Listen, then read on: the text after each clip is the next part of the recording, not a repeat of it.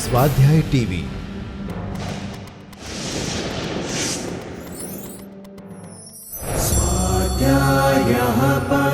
Doctor Babasaheb Ambedkar open university.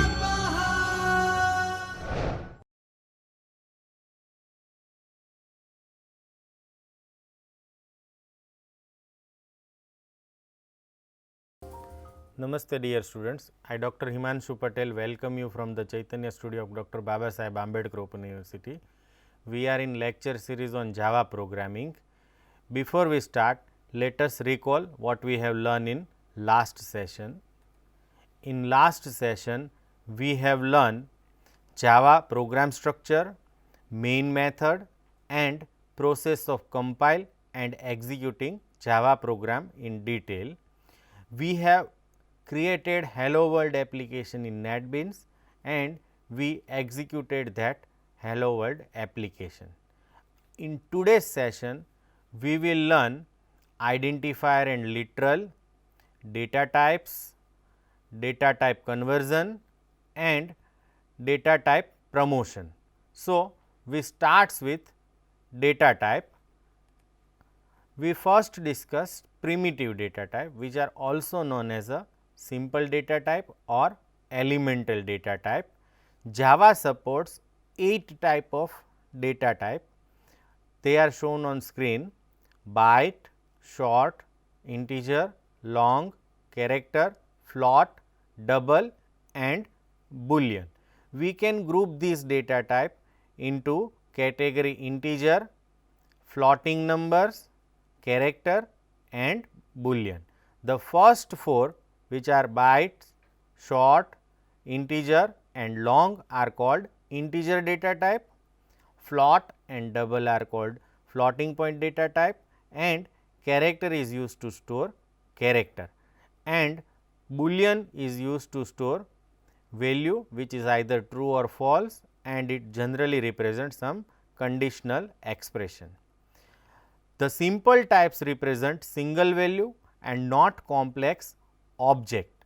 They are similar to simple types found in C and C++, and why these are not represented as an object? The reason is that to improve performance, all these simple types are implemented to accept single value and not as object. On screen you can see the various data type and value they can take and with its size. So, first is a boolean, as mentioned earlier, it indicating either true or false. Byte is used to store 8-bit integer value which is sign. Sign means positive and negative, both values are allowed. Then we have character data type. In other languages, character data type only requires 1 byte, but in case of Java it will require 2 bytes or 16 bit, and the character set it use is a Unicode, that is universal code, and the objective of universal code is to support international languages and regional languages also. So, it can represent all the human languages that is used internationally.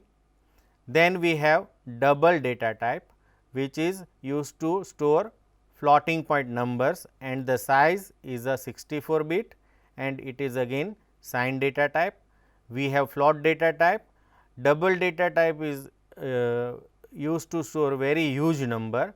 Suppose your number is not that much big, you can also use float data type and it saves memory because it only occupies 32 bit while double occupies 64 bit. So, again it is a floating point number and sign, that means positive and negative are allowed. The next data type is integer. Long and short, they can considered as a integer data or rounded numbers and their size is 32 bit, 64 bit and 16 bit respectively, and they can have value which is positive or negative.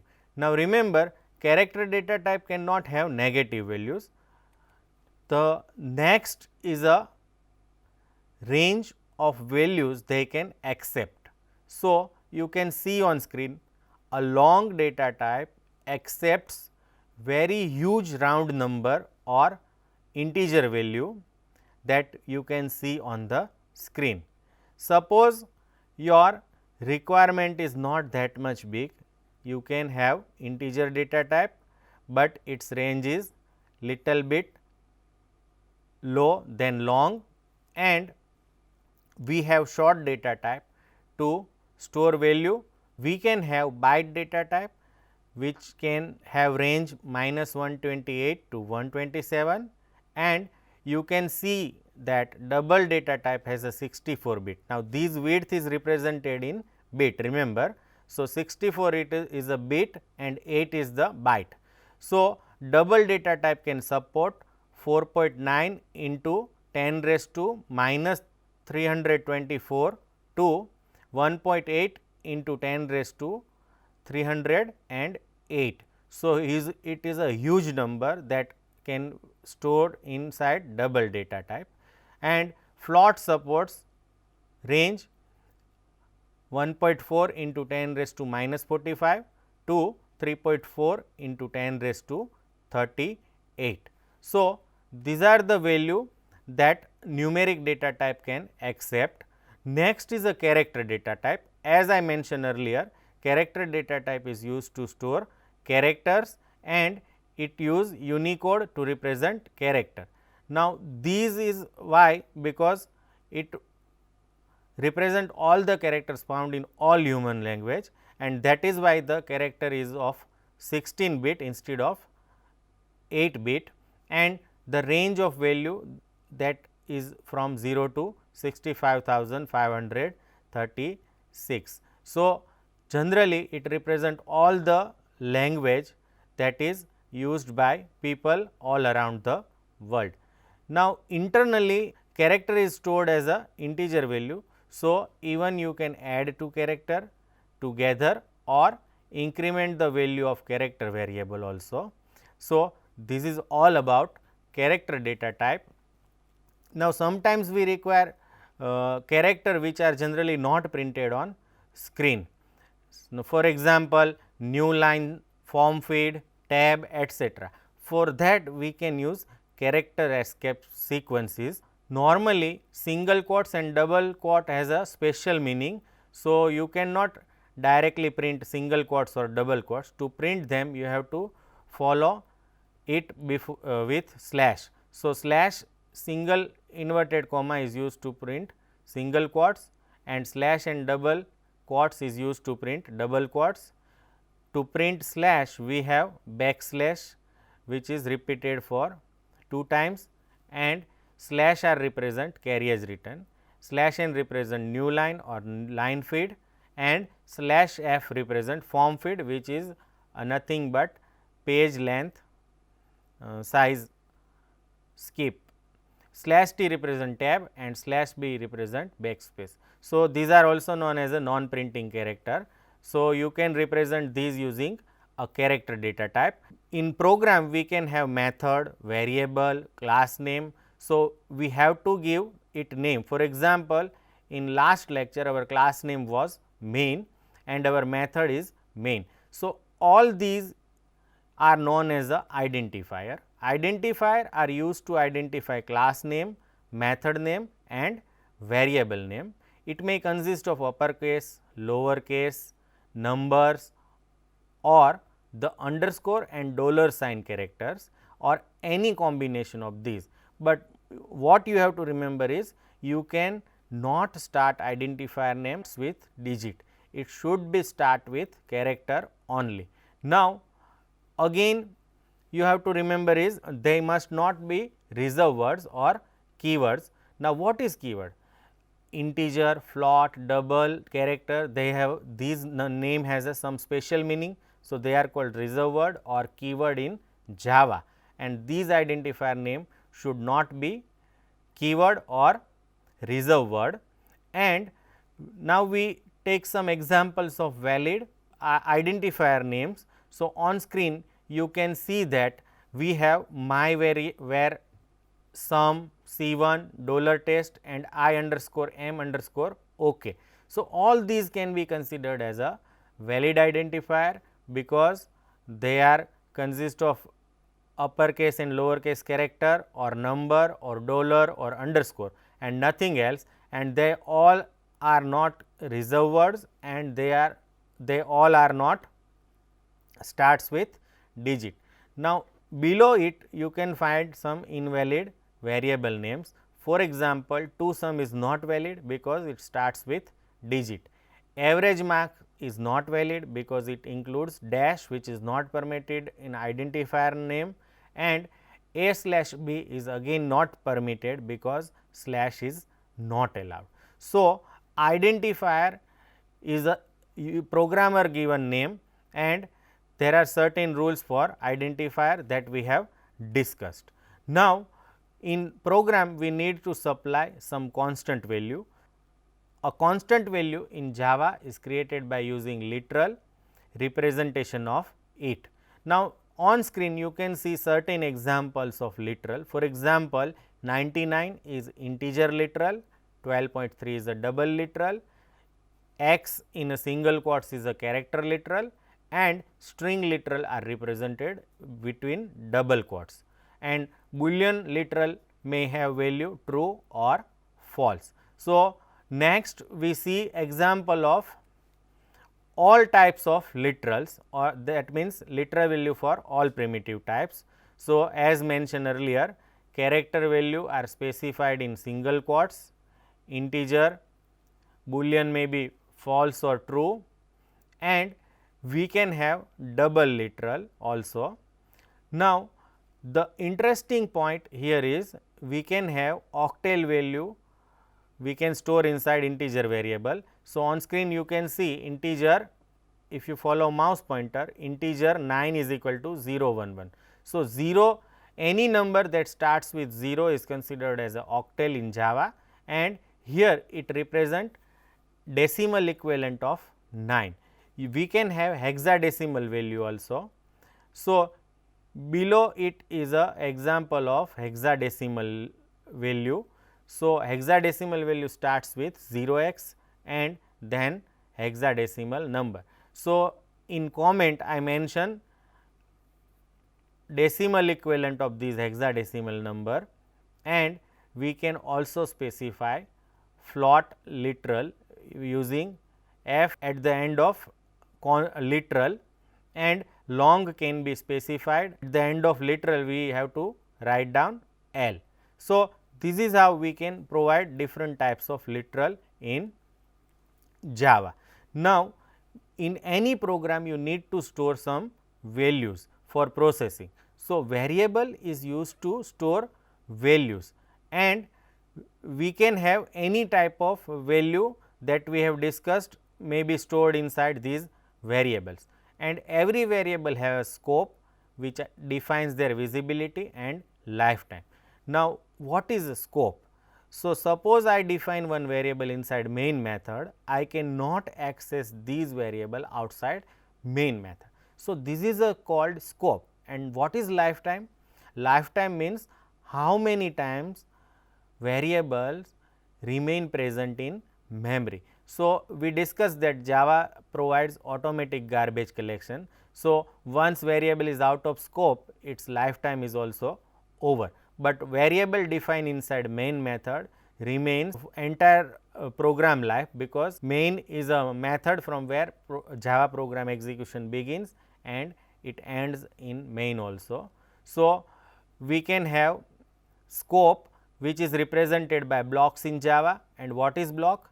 Block is nothing but any curly braces is represented by block. For example, if block, for loop block, and main method block, and class block. So, we can say generally variable scope is within block, and this block is represented by curly braces which may be of any control statement or method or class. So, this is how variable can be used. Now, how to define variable? So, general syntax for declaring variable is first you have to provide type information, which type of variable you want to declare, and then you have to give variable name or identifier. You can also initialize variable while creating it. So, by providing equal to sign and proper value, you can also initialize variable. We take one example on screen. Here we have integer a is equal to 3, b is equal to 5 and c is equal to a plus b, and d is uninitialized. So, when this statement is encountered, compiler will reserve 32-bit for integer value and store 3 at this value. Similarly, for b it also reserves 32-bit value memory and stores 5 in that. Now, c is initialized to sum of a plus b. So, a plus b must be declared before using it. So, in Java all variable must be declared before they can be used. You cannot write down c is equal to a plus b first and then a and b. It must be declared first, and d is uninitialized and is generally store default value which is 0. So, this is all about how can we declare variable in Java and how can we assign value to variable. Now, in program we need to assign one variable value to another variable. So, when we assign one data type to another data type, Java provides 3 types of data type conversion. First is called widening conversion, which will automatically take place. Then we have narrowing conversion, that is needed to be explicitly done, and finally, we have another type of conversion which is known as a truncation. So, first we discuss widening conversion. Now, when you assign small data type to large data type, Java will automatically convert these small data type into large data type without any problem. So, this type of conversion is known as a widening conversion, but remember it should satisfy 2 conditions. First, the 2 type must be compatible, and second, the destination type should be larger than the source type. So, integer and floating point types are considered as a compatible with each other. The numeric types are not compatible with character or boolean, and character and boolean are not compatible with each other because they cannot accept value which is stored in one another, and this type of conversion is known as a widening conversion. Now, in this case we have not any issue because we are using compatible types and we are storing small data type value into large data type. Now, when you convert large data type into smaller data type, this kind of conversion is known as a narrowing conversion, and to create this type of conversion between 2 incompatible types, you must use a cast. Now, what is cast? A cast is simply an explicit type conversion. Now, we take one example. We have long data type A and integer data type B. Now, I want to store value of A into B. So, B may not be able to accept value because it may be outside the range of B also. So, in this case we have to explicitly specify that I want to take long value and convert it into integer value. So, general form of typecasting is that we have to specify target type in parenthesis and then value. So, this type of conversion is known as a narrowing conversion. The last type of conversion is truncation. Truncation means when you assign floating value to integer type, it is known as a truncation. Now, we take one example. For example, if value is 3.1 which is float and we want to assign it to integer, the resulting value will simply be 3 because integer cannot accept fraction and 0.21 will have been truncated. So, if the size of whole number component is too large to fit into the target integer type, then the value will be reduced modulo the target type's range. That means, Java will automatically try to convert these value into target type. If it cannot be accommodated, then it will use modulo the target type's range. That means, if I want to store integer value into short, then it will try to find modulo of, and whatever result is get it stored in short data type. So, this is known as a truncation. Generally, when we write down expression in Java, expression may consist of variable, constant and operators. You might know the basic operator like plus, minus, multiply and division. So, suppose I write down one expression which consists of plus, minus and multiply or division, this is known as a expression. Now, in expression we can use multiple type of data type. So, Java will ultimately decide the type of expression based on the value used in expression. So, this kind of thing is known as a type promotion. Now, Java defines several type promotion rules that apply to expression, and they are: first, all byte and short values are promoted to integer. That means, if expression consists of 3 value byte, short and integer, it will be promoted to integer, and if one operand is long, then whole expression is promoted to long. But if there is a one float operand, the entire expression is promoted to float, and if any of the operand is double, the result is double. That means, double is the largest data type available in Java. So, double will override all the basic data type, and float overrides rest of the data type, and long override integer and short and byte. So, this is how this hierarchy works: byte to short, short to integer, integer to long, long to float and float to double. So, this kind of thing is known as a type promotion, which Java automatically applies in case of expression evaluation. So, we must know these type promotion rules, so that we can decide value of variable in which we want to store value of our expression. Now, we understand the concept of variable and type conversion and type promotion with 2 example in NetBeans. So, let us have look at these 2 program where we understand these 2 concepts.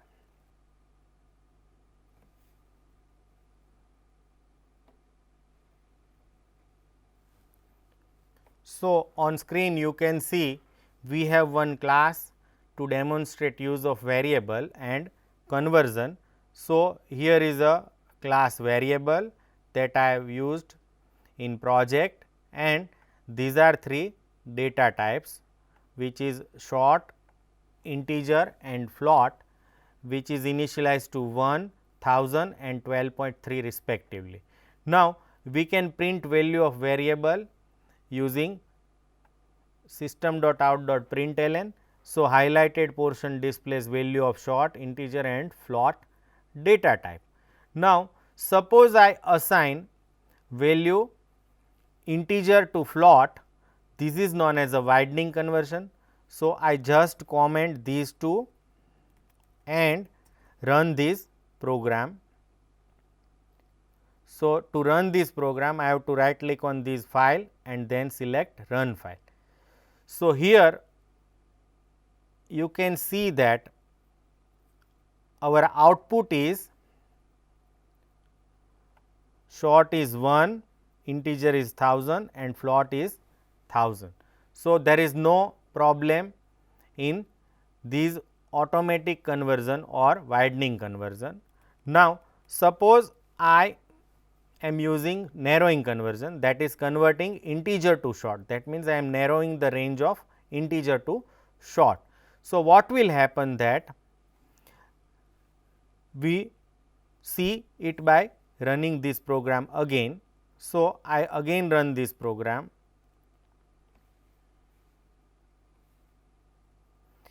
Now, you can see that our short is also assigned to 1000, but for these we have to explicitly tell Java that I want to convert these into short data type, and Now I commenting these two lines and uncomment third line.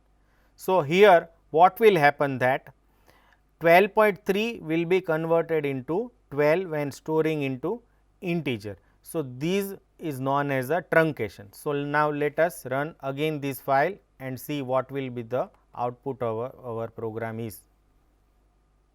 So here you can see that in integer we have 12 only and float is 12.3. So this is how you can convert one data type into another and perform three types of conversion. Now we want to demonstrate how type promotion rule is applied. So for that we have one file called promotion.java. Here I use some value, different values like byte, character, short, integer, float and double. Now I want to use all these value in this expression, in which I multiply float by byte, divide integer by character and multiply double by short. So if I consider only f into b, the largest data type is float. So my expression is converted into float. In case of second, the largest data type is integer. So my ultimate result is integer, and in last we have double and short. So my ultimate value is of type double. But when I plus these two and minus third, we have three data types: float, integer and double. So ultimately my result will be double value, which is stored in double variable called result. Now we run this program and see what output we will get. So go to package, right click on this file and select run file. So on screen you can see that first is a converted to float value, second is converted to integer value and third is converted to double value, and from float, integer and double the result is converted into double value and it is 626.77. So this is how Java performs type promotion. In today's session we have learned data types, literal and variable, data type conversion and how data type promotion rule will apply. I hope you enjoy this session. Thank you and happy learning. स्वाध्यायः परमं तपः।